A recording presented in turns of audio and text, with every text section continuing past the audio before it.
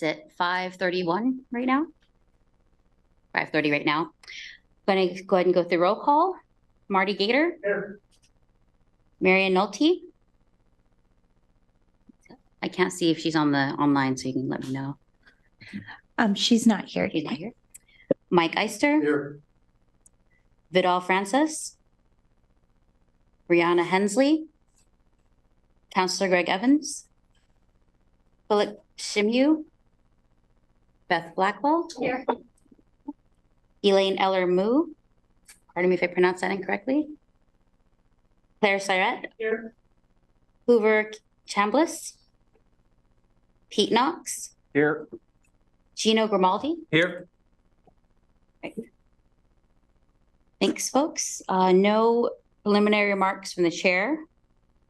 No announcements or additions to the agenda that I have. Anyone else? Okay. Do we have audience participation today? No. No one from the room either. Okay, we will go ahead and jump into the agenda items for the meeting today. First, we have the strategic business plan update with Amy, pardon me if I pronounce your name, last name, Reichert. Perfect, thank you. I had a little help. Thank you.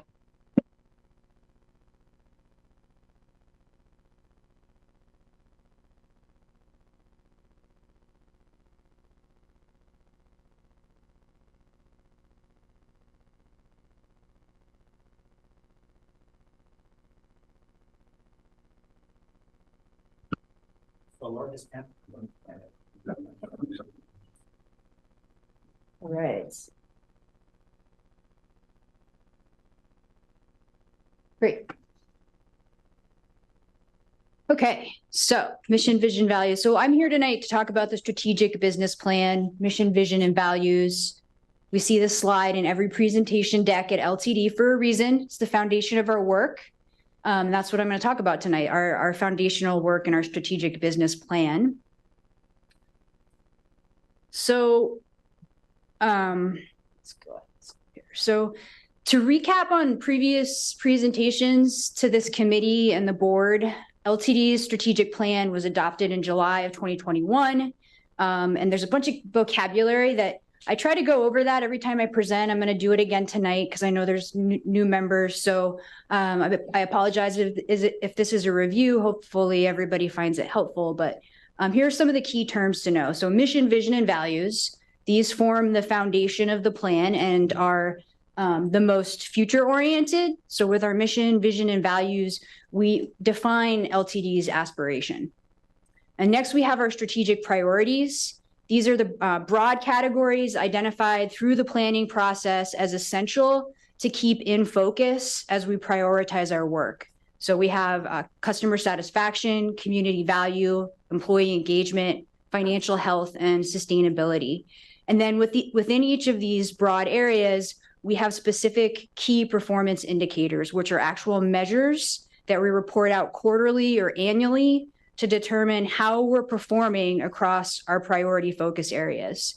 And then those assessments, those key performance indicator assessments, help guide our strategic work plans, which we refresh annually to ensure we maintain focus on the right work at the right time with the right people. You guys have probably heard me say that before.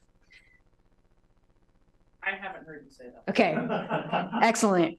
Right work, right time, right people. That's what this is about.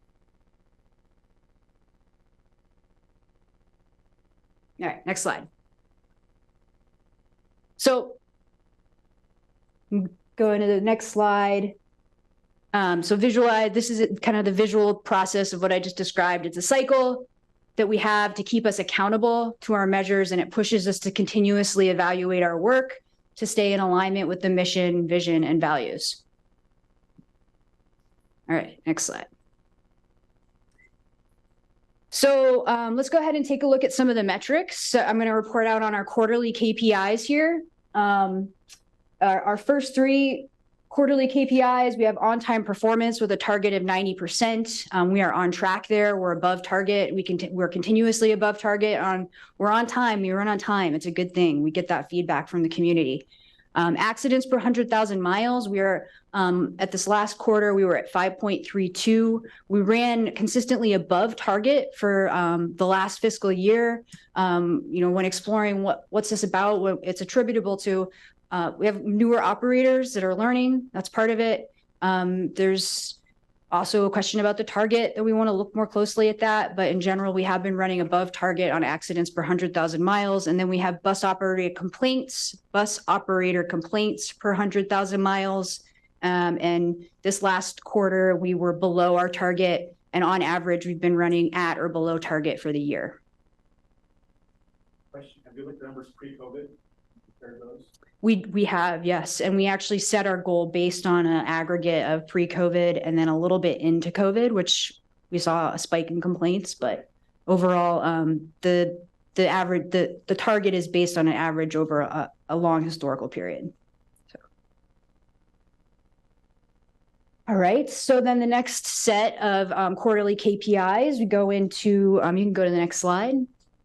We've got our ridership target. And so we have, we set our target, and to Marty's question, I'll answer it ahead of time. We set this target based on our pre-pandemic ridership. So it's a high number for us. And you can see over the last fiscal year, we didn't meet it. I'm going to come back to that though, because I do want to, I think you can see here, and then the numbers go up consistently. That's something we really want to emphasize. So we'll come back to that. Operating cost per boarding. But the last quarter, we were back we're actually a little bit below target.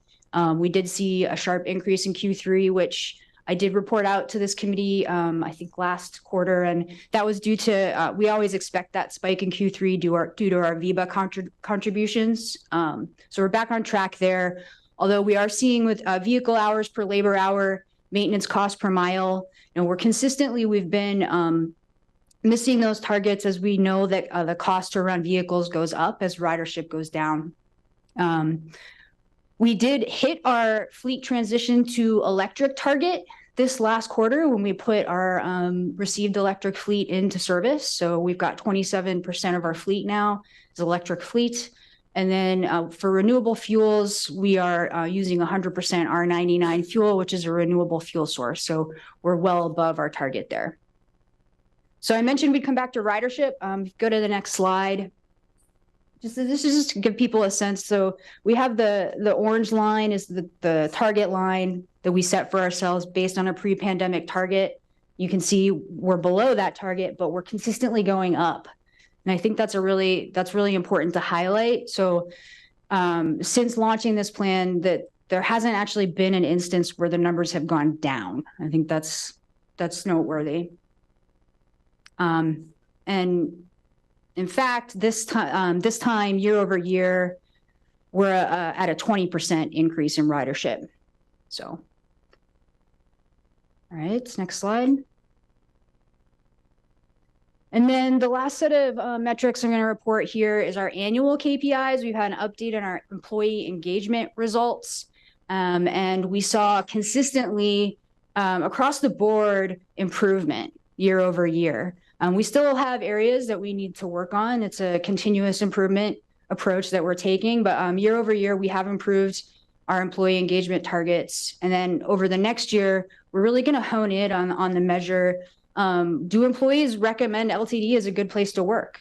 How can LTD really be the employer of choice in Lane County? Next slide. So that's a big question to answer. And the way we're doing that, part of the way we're doing that is through our annual refresh on our work plans. And that's the second part of this presentation here. I've just presented the metrics, where we're at. And now I'm going to talk a little bit about the redesign on our work plans for the upcoming year and beyond. So we start to answer the question of how do we become the employer of choice by really shifting the way we approach our work. We've really scoped our work tightly in this version of the plan. From our original plan with 30 plus work plans when we first adopted it in 2021, over the next year, we have 9 plans identified. They're mapped out over 2 years. And in developing that plan, the team really sought to prioritize work as foundational, relationship and values focused, and transformative. And the intent is to demonstrate that there's a broad range of work going on all the time at LTD, but we also have to stay grounded in the foundational efforts as key to reaching those aspirational targets. So the intent of this plan really is to ground us in our foundation while we still aspire to transform LTD. Next slide. So our foundational work is as follows. We want to increase revenue service levels by 10% over our fiscal year 23 baseline. It looks like a revenue service hour goal. It's really a recruitment and retention tactic. And if we get into the milestones there, it's about having the workforce we need to run the service that we want to deliver to the community. We have implementing communication processes for public engagement, developing a sustainable long-term financial model for LTD. So this is in direct response to some of those lagging key performance indicators that we just saw. We know that costs are going up. Service isn't at the same levels it was pre-pandemic. So we have to be really thoughtful about the long-term financial model that's going to support us through this. And then developing internal strengths. And that's really about the investment in people to make this the place that everybody wants to work in Lane County. Next slide. Relationships and values. So from our foundation that we're building, we seek to build relationships and operationalize our values through the following work. When I say operationalize our values, we have these aspirational values, but we want them to be, we don't want them to just be aspirational. So this relationships and value body of work is really about how do you turn an aspirational concept like equity into something that we actually live and practice through our organization. So our strategic work plans there, we have implementing a strategy for achieving our disadvantaged business enterprise goals, reporting LTD outcomes in relation to community priorities, implementing a strategy to community accountability, and improving the perception of security of LTD services. And we have by 5% in there. So this is based on analysis of the historical perceptions of our security at LTD. Sure, go ahead. So what is meant by that perception of security? What are we referring to there? So this is actually a common measure in the customer satisfaction surveys of fixed route services. And it's just a question that's asked, how do you perceive the security and safety? It's typically assessed while waiting for the bus and while on the bus. So that's the kind of the high level indicator. Underneath this, though, it's really about communication with the community, helping people understand that transit actually is very safe already. So I'm not sure if that answers your question, but great. Okay, and then last but certainly not least, and what we're going to explore further tonight is our transformative goal to transition into the Lane County Mobility Manager. This is about the reimagining of the ride.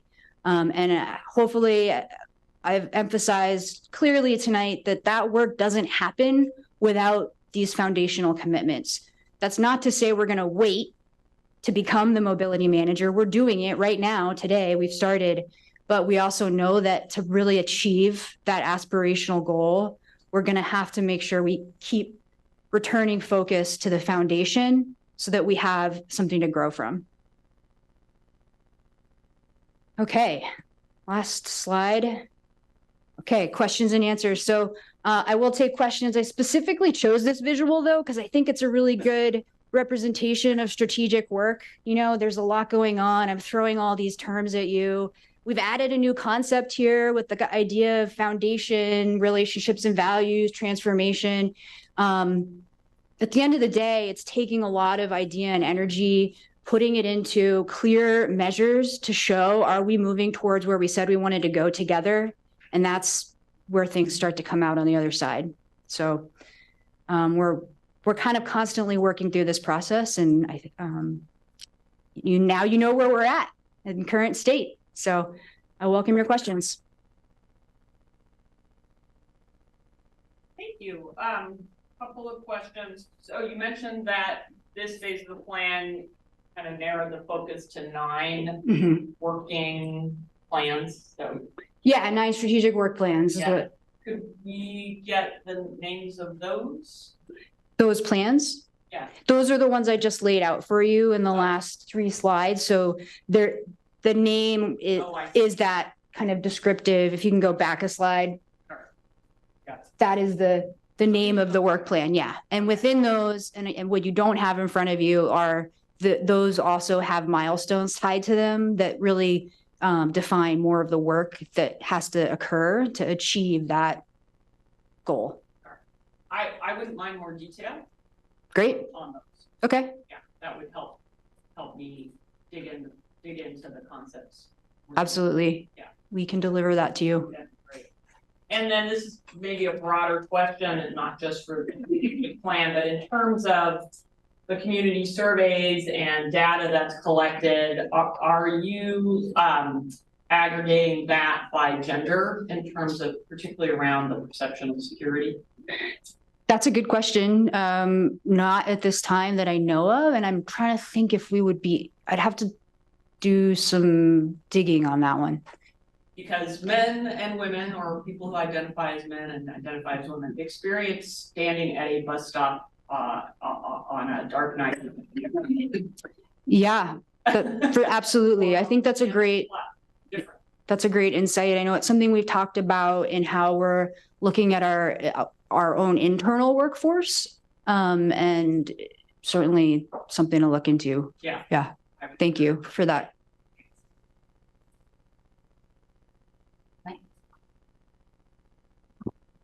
I'd just like to commend the staff that, you know, there aren't huge changes here, but the changes are in the right direction, and that's quite impressive. But you're going to get to a point where I don't know how you can do much better.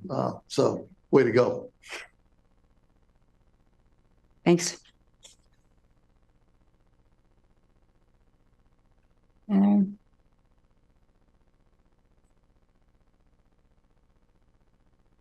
Thanks, Amy. Thank you. Appreciate it. And before we move on to reimagining the ride with Tom, I just was a bit remiss. We did do roll call, but I recognize we have some new faces. Thank you, Mike, for like we're in school and you passed me a note to remind me of that. Thank you so much, Mike. So it would be nice if we, the committee members would go around, folks at the table go around and introduce yourselves, your name, who you're with, and how long you've been on the committee, if you remember. I guess we're starting with me. Yeah. Okay. Eye contact. My name is Martin Gator. Marty's fine. That's like go by familiar. I am. Oh, that's right. Okay, Marty Gator. Martin Gator. Marty's the familiar. Actually, I am now more freelance and full-time student, but I do operate USBS Cloud Consulting, where right now I'm doing DEI diversity training, and I'm also doing content creation. And I've been on about as long as Alma. How long have we been here? I was hoping you'd say so I'd remember. I think about a year and a half. My name is Mike Eister, and I don't know how long I've been on the committee, but it's been since the committee started. And I'm retired, living in Springfield. I'm Pete Knox. I'm one of the two board members on this committee. Before I became a board member, I had served on this committee for a little over a year. So I've been on this committee for almost 3 years. If I can do my math right. My name is Gino Grimaldi. I'm the other board member. My area is Springfield and up to McKenzie. Been on the board a couple of years, currently the board president. And I'm retired and happily living in Springfield.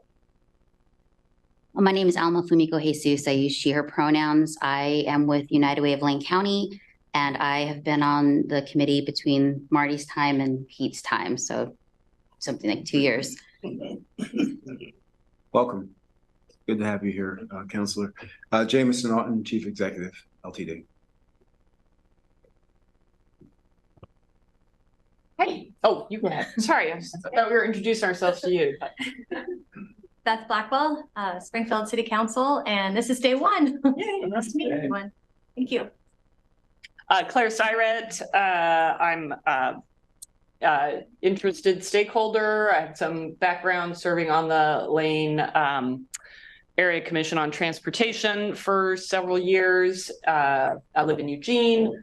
I don't represent any particular organization. And And I've been on this since just after Jameson started with LTD and recruited me. So I think that's 4 months. Thank you. Thanks, team. Okay, we can move on to Tom with Reimagining the Ride, overview and status.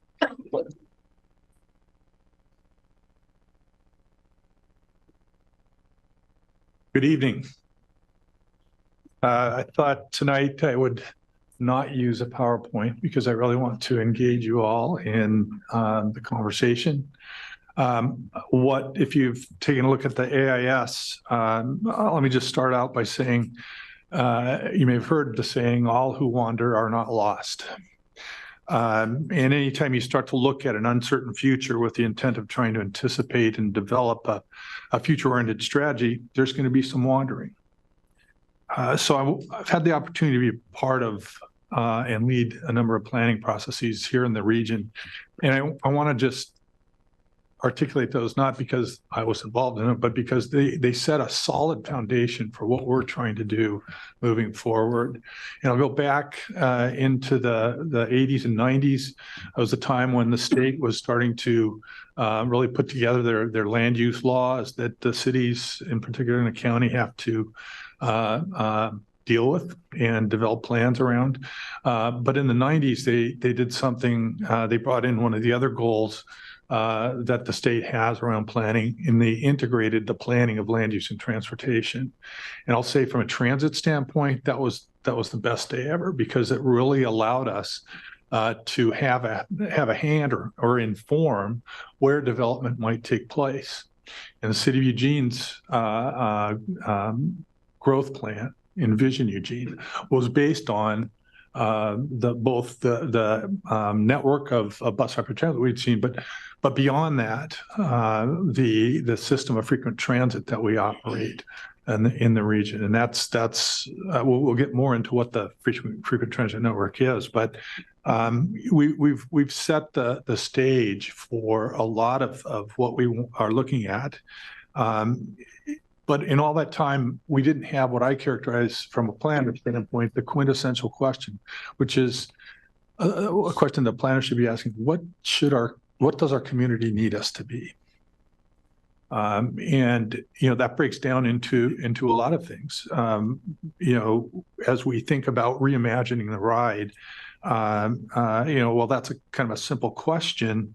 Rolled up in that is a focus on the community, one that seeks to co-create with the community the future that we all want to see. And that's the intent of the work that we're doing here moving forward, that we'll get into more today. We want to ask the question of the community: what do you need us to be? And how can we help? It's also a very introspective question when you think about it. So what does the community need us to be? Well, we're going to find out, and then we're going to have to think about how we are able to deliver on that. And so it's a great question for planners to ask, and I think it's a good question for this group to understand and think about as we move forward. In that context, I created a handout that I think gives a good, again, my favorite word, context for what we're trying to do. I'm going to go through the planning process, but I wanted to first lay out, again, this context, and you could take a quick look at it. But some of the key things, and Amy mentioned this, in a lot of ways, we're already doing mobility management. And some examples here: the RideSource ADA paratransit service is a really good example of broader mobility. It goes beyond fixed route transit in that regard, and we've learned a lot from that operation. In fact, that context actually facilitated looking at creating what's now a pilot program down in Cottage Grove called the Cottage Grove Connector. I don't know if you've heard about that, but that's an on-demand service that's being very well used down there, and we can dig into the details there. But the point is that that's another example of where we're managing mobility in a broader sense than just the fixed route. And we provide, as you all know, provide bike racks and wheelchair access on all our fixed route buses. We are actively piloting new mobility options like the Cascadia, the Cottage Grove Connector. We're in the process of actually a relationship with Cascadia Mobility. As part of that, they now have use of one of our MGO vehicles for their purposes. Repositioning scooters was one, but they're also going to use it for marketing and whatnot. But we're creating that relationship. And as part of that relationship, we're also looking at bringing together and trying to create a common fare between bike share users and transit users. We're starting with the low income fare programs because both of us have a low income fare. The technology is a challenge. We're looking at that, but that's the only thing keeping us from being able to do that. So those are examples of what we're doing now as we move forward. I think importantly too, as we start to take steps into this broader role of being mobility managers, for all of us to understand that at the core of that mobility management is our fixed route service. And so we continue to look at ways to improve that service. We've established transit ambassadors focused on helping individuals get the most out of the service that we offer, helping people with that next step of actually engaging with the service. In addition, we've added a customer service representative at our Springfield station. We hadn't had that in place before. You heard Amy talk about the strategic business plan. As we start thinking about the long-term plans that we want to achieve and the steps we want to take to become broader mobility managers, the strategic business plan is going to be a critical tool. When you think about it, it's taking the strategies that we're talking about right now into the tactical. And so it's important to have, I feel it's a great asset that we've been able to kind of go through that process for a couple of years now. We can see how to use that to really take what we're learning from our planning into, again, that tactical operation. I want to get into some of the details that were in the packet around each of the planning projects, but now might be a good time just to check in and see if you have any questions or comments before I do that. Gino? This is great and exciting work. I always wish it would go faster, but I realize that things take time and I'll be patient. And I love this phrase, how does, what does the community need us to be?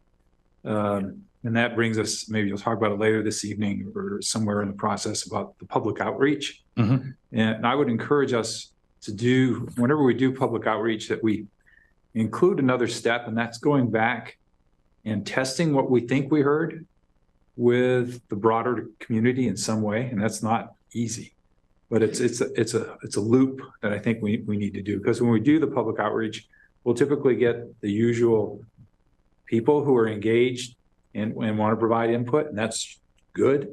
But what about the people who aren't as engaged, and how do we test whether or not what we're hearing is what they need us to do? Good. No, that's good. Playing off of that, I definitely agree with it, because from, like I said, I've been here for 14 years. And when I first moved into the area, I felt like I had moved back into Denver, because, there was a lot of negative feeling from the community when light rail moved in, because it just decimated the downtown area and put a lot of businesses offline. And there was a lot of negative from what I saw when I first came here about what was happening on West 11th. And that's the area I live off of right now. So I would love to see, community engagement from everything I heard when I first got here. So is it as bad as you guys thought it was? Let's talk. Let's see what you think. Is it what you thought? Yeah, good point. Other questions or comments at this point?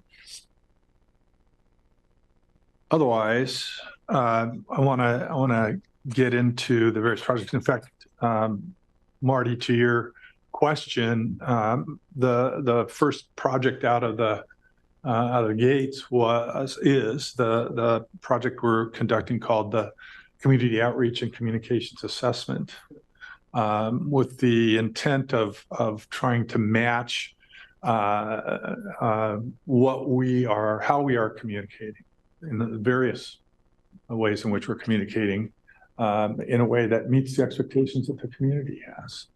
And so let me and you have in your materials brief descriptions of the projects. And I noticed that we had a couple of versions of the COCA project. It's all the same. It just looks different. I'm gonna speak largely to this graphic here with respect to how all the projects work and how the individual projects are lined out. The other information just digs into a little more detail, but I'm going to talk about the flow of each project and how they all flow together. And then each of the projects are described. We've taken information from the scopes of work just to give you a sense of what the intent is and how they're going to work. So let me start with the community operations. I'm sorry, the COCA, the project, the Community Outreach Communications Assessment. That project, again, as I said, is intended to really help us do the work we need to do so that we're more effective in communicating with the community. And it is truly with a co-creating intent that we're going into this process. Our hope is that we can kind of really get that straightened out, because that becomes really the foundation for success in moving forward with anything else that we do. So we have a group called InfraStrategies that we've procured to do that work. It's being led by a gentleman named Joshua Shank, and you can Google him. He's a interesting guy. He's done a lot of work. He worked for LA Metro, doing very similar work to what he's doing with us. So he knows transit, and he knows he's a really good person to be on this particular scope of work. That project, like I said, it's kicked off. And we've been working with the group, and Pat's not here tonight, but Pat is also a big part of this project in terms of, we're talking about communications. And so he's been heavily involved in this. But the process itself centers around the formation of a group, a committee that we are forming that is the Community Steering Council. And we're in the process of going through the assembly of that group. And we've got a combination of people that we've sought out to be on the committee, but also we asked our writers and others for interest in that. And right now, I think Pat's in a place where we're sorting through who would be on that. So I can't tell you tonight really what that group is going to be comprised of in terms of individuals. But I think it's going to be a good group. It's regional in scope. And the intent of that process then is to take them through and ask some hard questions for us. We need to know how effective are we in our communications? What are ways in which we could improve to move forward? How can we, again, align how we communicate to be more effective with what the community needs? That process is fairly quick. We're going to go over the next 6 months. 6 months. We're in August. Sorry, 4 months. We're going to have 6 meetings with this group, and out of that, we are seeking recommendations on how we can best improve how we communicate. That process, the outcomes of that effort are going to go to the board then in, I believe it's February or March of next year. So that's that. Again, I would suggest from a process standpoint, if you have questions along the way with each of these projects, because I'm going to jump in the next one, Can I ask a question? I mean, and this is just from somebody who's been here from someplace else and just recognizing, how do I put this delicately, the culture in the Pacific Northwest, right? So we're trying to determine effectiveness. And how do we drill that down to get the exact answer from people if they're kind of afraid to be specific? Because I've noticed that since I've been here for the last 14 years, it's kind of hard to get specific answers from people, right? So is there a strategy in place? Because I'm afraid, you put this energy in, if we're not focusing on trying to make sure people are like, okay, it's a safe place, you can answer very clearly and specifically, you might go down the wrong path just because they don't want to say the wrong thing or seem too mean or harsh. So that would just be my advice, is just more specific, specificity. Is that the right word? Specificity? That's a big word for after 5. And I'm out. Yeah, that's 5 syllables. Yeah. I earned my money today. I'm going to pay for the tips. It's right there. All right. Probably per syllable, so Yeah. that's pretty good. No, that's a really good point, and I think that you're getting at the heart of what we're trying to figure out, whether it's understanding that how we communicate needs to reach people that may struggle with being specific, and again a host of other things that I'm sure we're going to uncover, but that's the intent.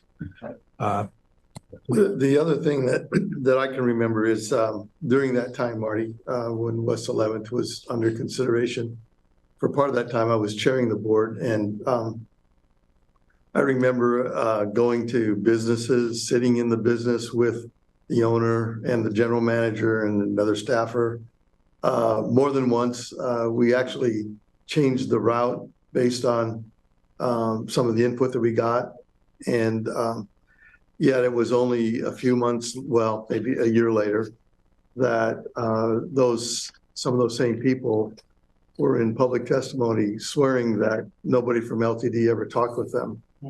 And so I don't know if they forgot about it or they misperceived what we were doing there, but I don't know how, somehow it seems like best efforts at gathering public input don't always get the result that you're looking for.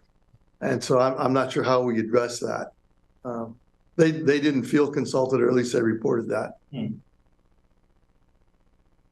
a lot of times it seems like the other thing comes up is you don't start hearing the feedback until the shovels show up. Well, yeah. When the bulldozers show up, no matter how much time you spent doing consultation earlier. So I'm not sure how to overcome those things. Yeah, that is tough, because as a DJ, I do that on the side. People can usually come up and tell me what they hate in the last 2 seconds of the song, and they want to hear something. So I get it. I definitely get it. Just to follow up, I was there. Yeah, I think that's a good observation, Mike. I wonder, in your experience, both as a board member and then just a resident of the region, are there? I think what without kind of diving into all that, but I think regardless, West Virginia is just a good example of this. But in my time here, we've had a hard time engaging people beyond kind of the circle of people that I think are involved in all the things, right? So in fact, someone explained it to me. It's like, we're not reaching the real people. And there's some truth to that. But I think that's one of the things we want to try and figure out. You can't co-create with a bunch of self-selected. That's a really good point. That is true. Yeah. So I would agree that you want to be thoughtful about who you're consulting with, but they are still the real people. Oh yeah, I get that. Want to push back a little bit on that framing. And then to what Gino said earlier, I wonder if, and this might be in the detail somewhere, if the consultant is thinking about, because there's the gathering the input or the suggestions on how to best do the communication. And then there's the closing the loop or testing whether the communication is effective. So that could be done in a number of different ways. It could be surveys, right? Phone surveys. Yes. It could be focus groups.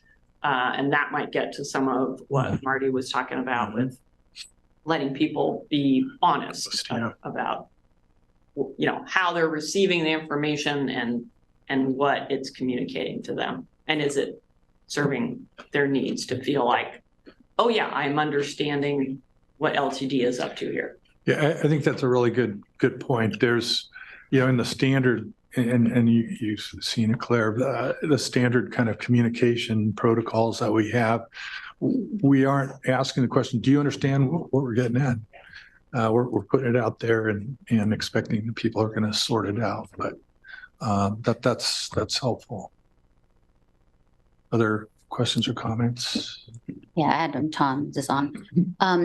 Yeah, I mean, I really appreciate the dialogue that we're having. I think kind of to Gino's point about also I mean, it is a lift, right? To tell, it's kind of that classic, tell people what you're going to tell them, and then tell them what you told them, right? So how do we have that cycle of gathering folks, hearing from them, reporting back what you heard? And again, this is something that other organizations I'm working with are talking about, reporting back what you heard from folks or what they need. I mean, I know part of me kind of thinks about like that accountability piece too. We're all accountability for what we share. So being able to report that back, and then when we act on it, report back that you reacted on it as a result of what we heard. And so again, I know we're going to be thoughtful about not necessarily calling folks out in that process, but just I think that's me kind of feels like, how do we report back what we're hearing from folks and that feedback loop, and then what actions we're taking as a result. We can't do everything, but you know, being able to think about that. And I think also about engaging folks, I mean, this is, you know, I'm staring at the mission right here, connecting in our community. How are we connecting with partners that are trusted in those areas, and maybe utilizing them as to get some of that real talk from folks, utilizing them to maybe have, and again, you might have mentioned it in this, or I might have read it in another place, but I'll give credit to LTD for what I'm thinking of right now. You have those ambassadors that are trusted among the team, but that they're trusted in that community, so that they're being able to share what they need to share, get that real feedback. And then that's how we also kind of can reach out into those other communities as well. So just thinking about utilizing the partners that are already in existence, but maybe having an ambassador help lead some of those listening sessions or feedback sessions. And again, I know our job's not to get into the weeds and everything, but sharing the collective wisdom of the team here in history. So helpful weeds are okay. Let's just rewrite the whole program. That's what I think. Can I jump on the back of that? I think it's just always keeping in mind, we're not the transit district, we're their transit district. And I think if we just keep that focus, and as we keep moving forward with whatever we're doing, whatever the plan is, and whoever we're talking to in the community, just remember, it's like we're their transit district. We're not coming in from a whole different, you know, attitude and a different company from out of the wherever. So that's something I recognized when I first got here. Nobody would talk to me because I wasn't from here. It wasn't for like until like a year or two I was here. I'm like, oh yeah, you are staying, Marty. That's great. But we're their transit district. Yeah, very good. I like that. So I'm going to move on to the next project.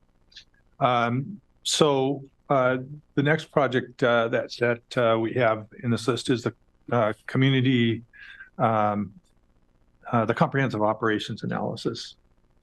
And that process is one that I'll say we're somewhat familiar with. We did this back in 2017. We had Jarrett Walker, those who's doing that. It was called Transit Tomorrow. I will just say up front that process turned into more what I'll call a system redesign process. And I think we left a lot of people flat-footed, just telling it like it is. We've got Nelson Nygaard procured to do this work. Nelson Nygaard actually has a much more extensive practice in COAs across the country. They're located here in the Northwest, and they understand how Oregon and Washington do things that may be a little bit different from other parts of the country. So we're looking forward to working with them. We've had our initial kind of staff level kickoff. But the intent, and you can see here, the intent of this is as the name implies, taking a comprehensive look at our operations. Now it's largely focused on our fixed route. That's where the primary part of our budget goes. But it's going to go through what you would expect to see in something like this. We're going to look at existing conditions. They're going to do an analysis of the system. So how does the system work? And I can talk a little bit more about that, but the route system, the route structure that we have in place today has been serving us really well. But I think their charge is to take a look at that. Is it working as well as it could? Think about how we might do things a little bit differently. Those are the ideas we're looking for from them. As part of that, and these aren't necessarily sequential, so understand the outreach and engagement starts right away. We'll start, informing what we're doing, and then that process is probably the biggest part of it. But again, and the way they phrased this, and you can see it on page 28, is kind of the backside of this description. But they, talk about engagement in terms of, and this is part of what we scoped. When we scoped this, we asked them for this. Phase 1 is in informing. The second phase is consulting. The third phase is consulting, which I take as kind of what Alma was getting at. This is what we heard. Is that correct? Should we be adjusting that? And that's where the involvement comes more in trying to really hone in on what it is we're doing. So one of the things, we had a couple of folks that bid on this work, and then the reason that I think collectively the staff went for Nelson Nygaard was this what seemed to us very consistent with what we're taking from our COCA process in terms of that co-creation approach in the engagement. And then of course out of that comes a plan for action that we'd be asking the SPC to take a look at and to provide recommendations to the board on it. So any questions on this? Go ahead. So it isn't quite clear to me how this is going to turn out to be different than system redesign. I remember some very engaging and engaged processes during the COA. It seems like that was the one where we spent like 2 or 3 hours down at the Alumni Center. Yeah. We all had maps, and the room was full. Yeah. And we came up with what, we heard the input from folks and wrote it down and got a really strong negative reaction to it. So right. How's this going to be different? It's not going to be negative. No, they're going to love it. Go there, but I think first of all, let me sort out the terminology. So a system redesign. Completely reimagined. So this is all I'm describing kind of in past tense. This is what they did. They took the system apart and said, and in fact, if you're familiar with how we operate, we interline our buses. So in other words, a bus might be doing the 61, and we'll come back and do the 17 in Springfield, or something like that. What Jared Walker did was take that and kind of rationalize it so that you had the same route was running in both Eugene and Springfield. And I think in part they were trying to make it more legible in terms of its use. But what it required for them to do that, and I think this is the difference, they took the approach of looking at the less productive lines and saying, let's trim those. And in fact, in some cases, take them away and use that resource to fully turn on frequency on these cross-regional lines. And I mean, that's the redesign. What we're looking for here is, how is the system working? We're not necessarily looking to redesign it. But we are going to look at, you know, understanding how the service is working. Are we reaching the people we need to reach? And will there be ideas or concepts that come out of this that suggest that we need to put more into one route than another? Yes. I don't know that we're looking for, though they'll do the analysis. Everyone will see it. But we're not looking at, I think at this point in time, absolutely cutting around. You know, right now we're trying to just get the service back to a level that we think is operational. I think that's what they're going to be shooting for. How can we make the system more attractive? How can we, are there things we can do to focus resources in certain places that are going to see a result?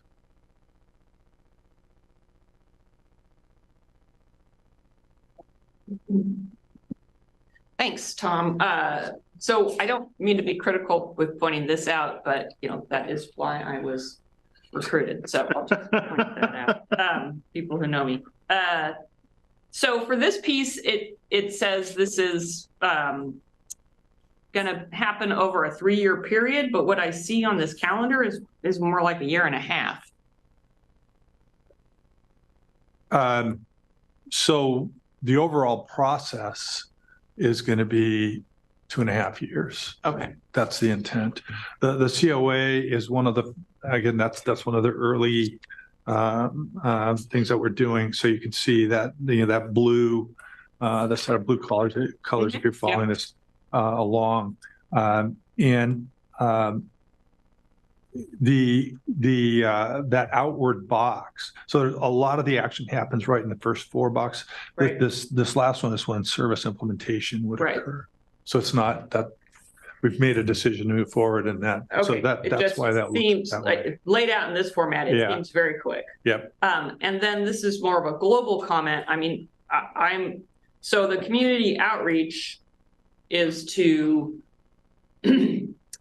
figure out how better to engage community and communications. And then the comprehensive operation analysis involves a lot of community outreach and communication. That's so, and then as I look up the chart, all of these things are interconnected with one another. So can you speak to how, you know, the board or who's ever in charge of that is gonna make sure that all of these efforts are feeding into one another, because there is so much relationship between them. Right. No, and we're aware of that. And the intent was, you know, in some respects, if you just said, we want to reimagine the ride and we're going to do this, we've broken that overall work up into these individual things, right?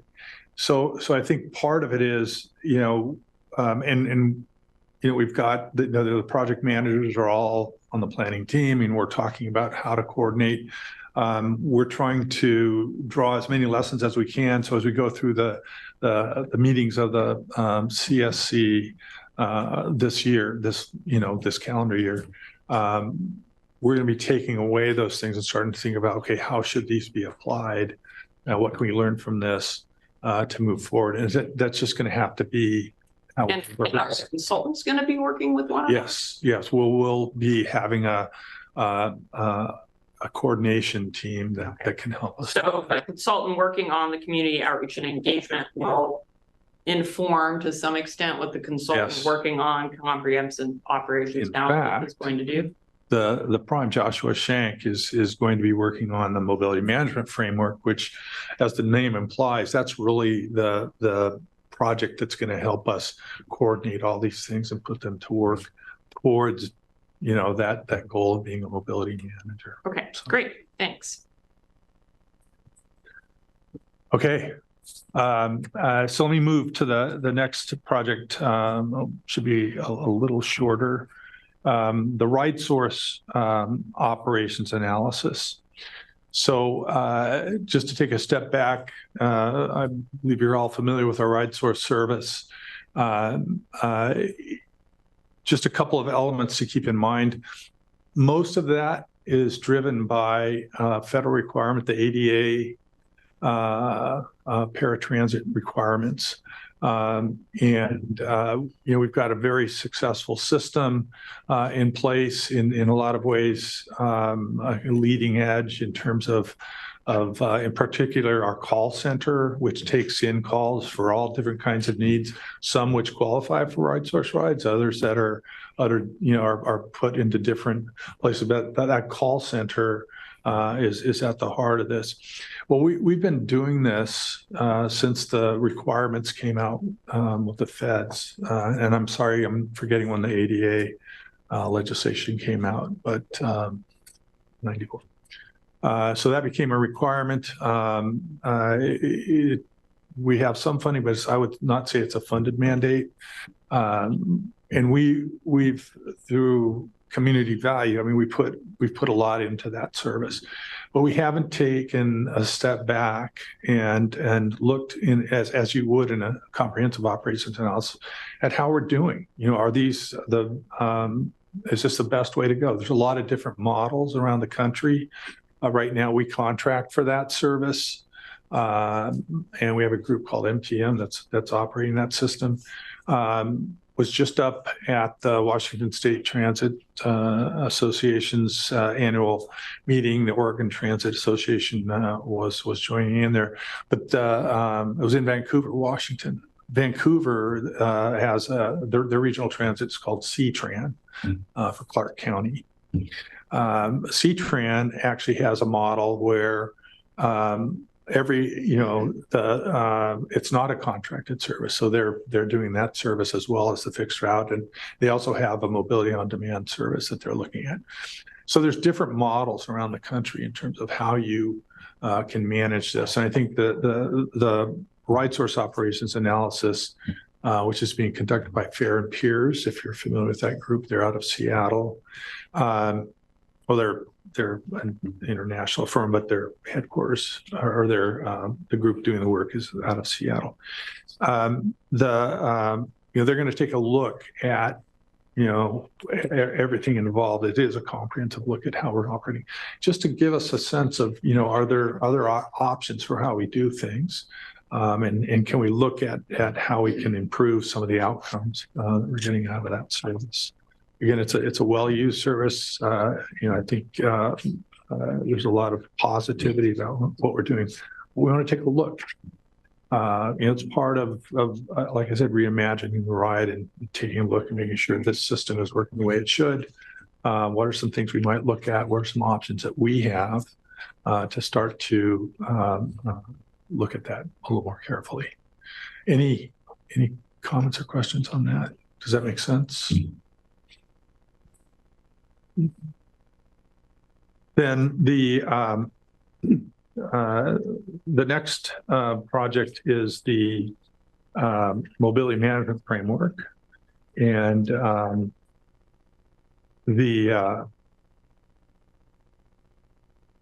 this process, like I said before, is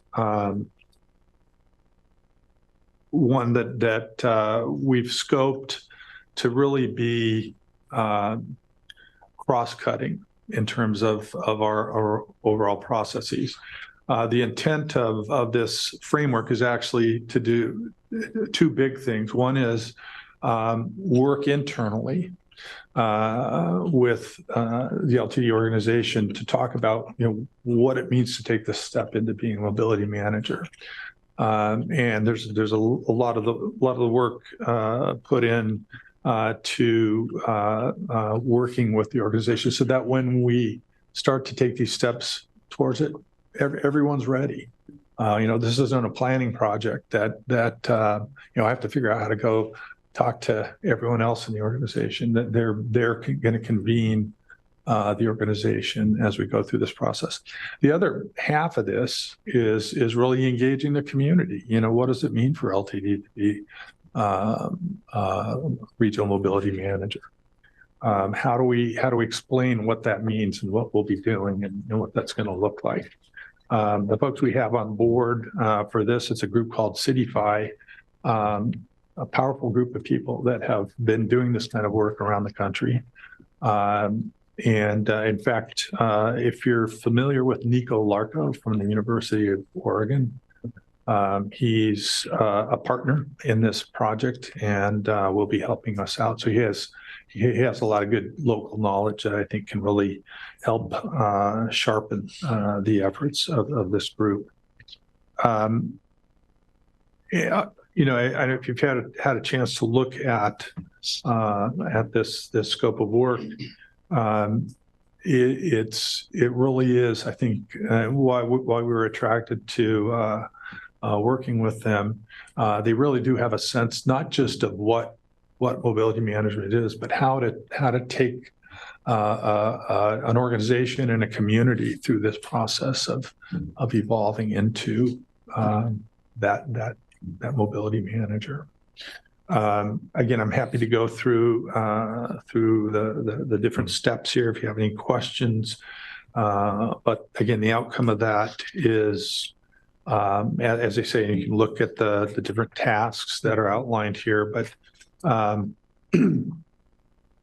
the draft and final reimagining the ride roadmap. So, you know, I think that's a key orientation. You know, they're really providing us with that roadmap. You know, who should we be talking to? What should we be doing? How should we approach this? You know, we're going to have that roadmap to bring all these things together as mobility managers. Again, and you know, we'll be coming to this group as we move through that project as well. I'm trying to get Nico to come at some point and talk with you all. But that's the intent of that project. And again, I'd ask you, I know it's a lot of information, but I have a question. I think something that just really hits my head a couple of times is this relates to Mike's point earlier, because you guys made that visit.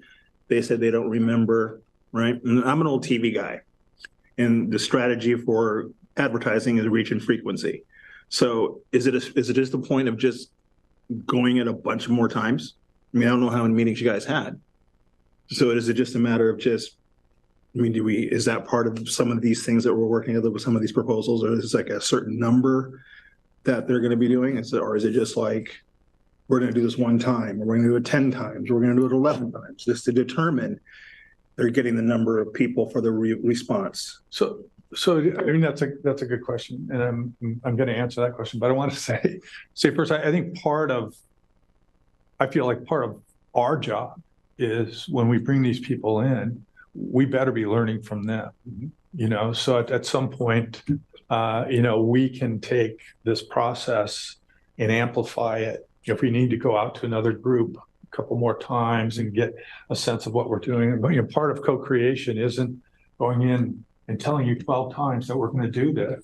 Right. And expecting you to take it differently the 12th time. Right. You know, it's how can we help you understand what we're trying to do? How can we change this to make it work better for you? I mean, those are the types of things that we want to do just as a matter of course. Okay. These folks are providing that edge of mobility management and what it means. And it's going to sharpen our efforts, but also I think engage and have that conversation so that, again, answering the question, what does the community need us to be? Right. I know what it needs us to be. Right. I know what I'm going to do. You know, that's not the approach. Right. Okay. Yeah. Does that make sense? It does.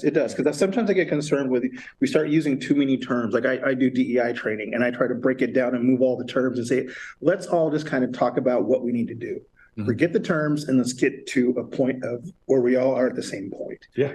So that's really the point I'm trying to get to with what we're telling here is like, how many times do we talk to the people outside of just how things are laid out? Because there's going to be a different understanding each time. Yep. No, I agree. Okay. Thank you. So any questions on that? Again, I know we're going fast. You're going to see this again as we go through it. The last step in this process really is an update to the long-range transit plan. Now, if I, you know, the long-range transit plan that exists today was adopted in 2014. A lot has changed. And I think those of you who work with cities know that those plans are often updated a little more frequently. But We're at a place now where I actually think this is a perfect time to take, so imagine all this process has happened, and we want to refresh our long-term goal, based on what we've learned, based on what we want to become. That's going to inform the articulation of our long-term goals in a way that I think if we would have tried to do the long-range transit plan first, we would be using our old language. We'd be using our old ways of thinking. The process that we have here, it's doing a lot of stirring up about who are we? What are we doing? What are we trying to do? What do you need us to do? And so I think it makes sense to put this at the end and be able to clearly articulate that. I'll say, and some of you are familiar with the state's transportation growth management grants. We have applied for one of those. That's actually the source of funding we use to fund the first long-range transit plan. So we should know in the next month or so how successful we were. But otherwise, we're going to start that process probably towards the end of this year, beginning of next year. And I'm happy to go through the process, but I'll leave it to you in terms of how much information you want now.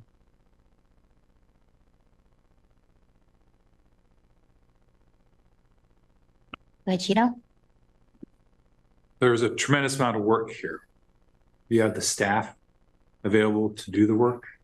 I know you have staff, but and you're doing other things while all this is going on. Right. I'll say we have the project managers. This is our top priority. This is what they're going to be working on. Again, Pat's team isn't here, but the public engagement, we're going to be engaged in doing that. That said, and we're a small organization, so to hire up for a process like this probably doesn't make sense. So we are relying on our consultants to do a lot of work with us. Have you taken a close look to make sure that this is doable from a staffing perspective? I'm not encouraging, the addition of a tremendous amount of staff, but I'm just concerned that things may get delayed because we don't have the staffing to do the work that's needed. I'll just say at this point, the way we've timed things, there's going to be some intense periods, but we tried specifically to stay away from, let's have all 5 projects open house on the same night. We're not going to do that. It is going to be an intense period of time. Absolutely. But I think we've got the staffing to do that. And again, the relationships with the consultants are the key. And then I think of the public engagement process, and each one of these has some form of public engagement. Yes. Are we going to wear out the public? I think that's a reasonable question. Let's look at that. That said, I think that's why it's important to frame this as reimagining the ride, and that there are, we are going to have these, and maybe that's a key point. Maybe we should frame our communication up front. We're going to go through this process. Expect to be engaged at all these stages, and yeah. Good, Claire. Yeah, thanks, Gino, for bringing up that second point, because I had the same, as I looked at this, I was like, oh, that's a lot of stakeholder meetings. And they might be the same stakeholders over and over, right? So I do think you kind of hit on potentially, like, just right out of the gate to say, like, we're embarking on this series of efforts, and they are all connected to Yes. reimagining the ride, so that as people see that communication, they can link it back, right? And it makes a sense in a cohesive way. It's not just like, what the heck is LTD up to, right? Right. Yeah, thank you. Any questions? Sitting back listening. I appreciate all the feedback. Tom, to Gina's question earlier about the length of time this takes, and you and I have gone round and round. Can you speak to our approach, what we're thinking around pilots throughout this time frame? Sure. So, and that's part of it. You know, I think in a lot of ways, there's layers of related effort going on here. And as I said up front, you know, there's a lot of things that we're looking at outside of these planning projects that are intended to help with that change. And so we're looking at the fixed route. But I also mentioned, you know, we've got a pilot running. We've got the planning to do additional pilots. So I think we're trying to learn as we go around, you know, what makes sense in terms of different configurations of service. It's not just the geography. You know, we can try MOD, mobility on demand, like we're doing down in Cottage Grove in a lot of different areas. But there's a lot of different ways to think about that service and how we do it. And so we're going to be experimenting with those things in you know, over this next couple of years in a way that I think, you know, at the end of this 2.5 years, we're going to be in a position to call ourselves mobility managers. I don't know if that's what you're looking for. Yeah, I think that's important to highlight that as a lot of the planning work is going to be going on in the background, particularly those two studies. I think it's important that we're directionally correct in trying different opportunities. Case in point, we've heard about connecting the Bethel area with jobs from several different sources and several different meetings over the past few weeks. We've heard from South Eugene neighborhoods around microtransit pilots, and that's been brought up at their neighborhood association meeting as well. We're looking at development in Springfield coming in and seeing how we're making sure that we're connecting to those pieces. So I think while the planning work is going on, being able to show the public glimpses of what could come is also important. One other thing, when we talk about what our communities need us to be, all right, I'm teeing you up, Tom. What our communities need us to be, is it a ridership number or is it an outcome? It's an outcome. There we go, Tom. Yeah. I knew that before you asked. Yeah, so it's important for us to look at, you know, mobility management is, you know, what are we really trying to solve for when we ask that question? It's really, what are our communities trying to solve for? Is there a way that we can play into housing, solving for housing with transit-oriented development? Is it something that we can play into with access to healthcare? Is it the good work around the ALICE that United Way does for people who are kind of above the line in terms of income, but below the line and making ends meet? Do we focus on those areas and tie those to jobs? And then how impactful can we be in connecting all of Lane County through our various partners? Interestingly, on the work plan City 5 put together, Task 5, I think there's some interesting pieces in there that we've been starting to talk about in terms of workforce. You know, what does the new mobility ecosystem mean for workforce here, harnessing partners in LCC or Oregon State the engineers or U of O?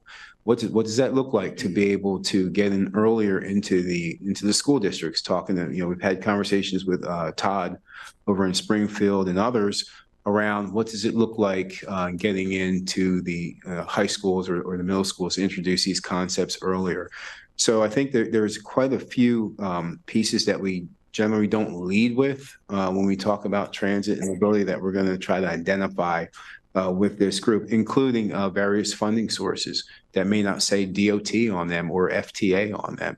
What if, let's think crazy here, what if we show an ROI for businesses like healthcare and can show an overall cost savings where they can invest in a system that gets people back and forth to visits, medical visits.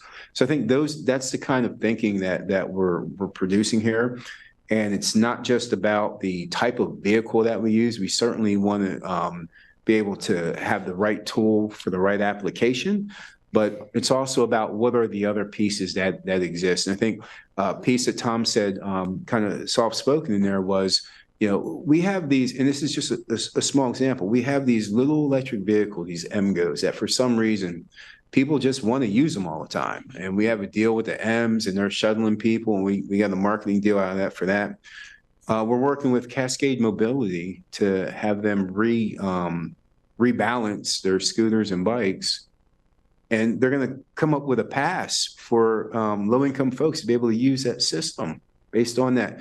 So these are the types of outcomes that we're trying to solve for. And the big question for us is when we say what do our communities need us to be, what are those top 3 to 5 outcomes that communities are driving towards that we can help impact through what we do? We'll give you a ridership number as well, right? We'll provide that as well, because that's a good indicator of how we're running. But, you know, I've been in this for about 21 years, and the ridership numbers aren't the things that light people's eyes up. It is how many people have you helped get back and forth to a job? How many people have you helped get education to get a better job? How many people have you helped? Here it would be, you know, get to a nice hiking trail, right? So I think those are the things that we're driving forward on, and the outcomes of this as well.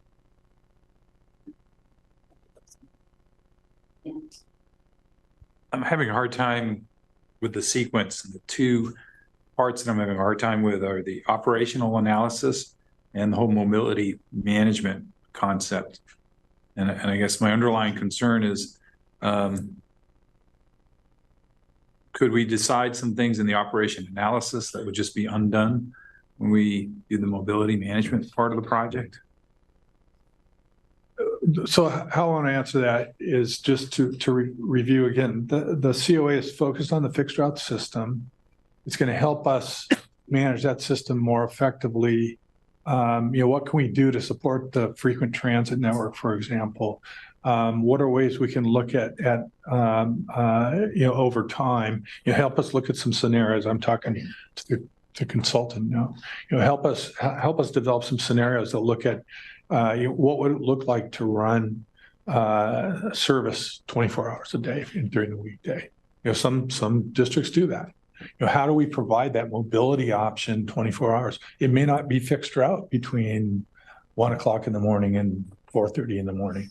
Might be maybe that through our relationships with mobility on demand providers, taxi providers, Uber, Lyft. There are systems that are using that form to make sure that there's mobility for those people that might be able to take our bus to work at night, but don't have a ride home in the morning in their late shift. I mean, you know, maybe it doesn't happen that often, but those are the types of things that we're looking at. So I guess my answer to your question is, I don't see the the mobility management framework affecting dramatically how we do fixed route service. Okay. Yeah. Does that get it? What you're? Yeah. Yes. Thank you. I finally got there. Yeah. Any questions from the committee? All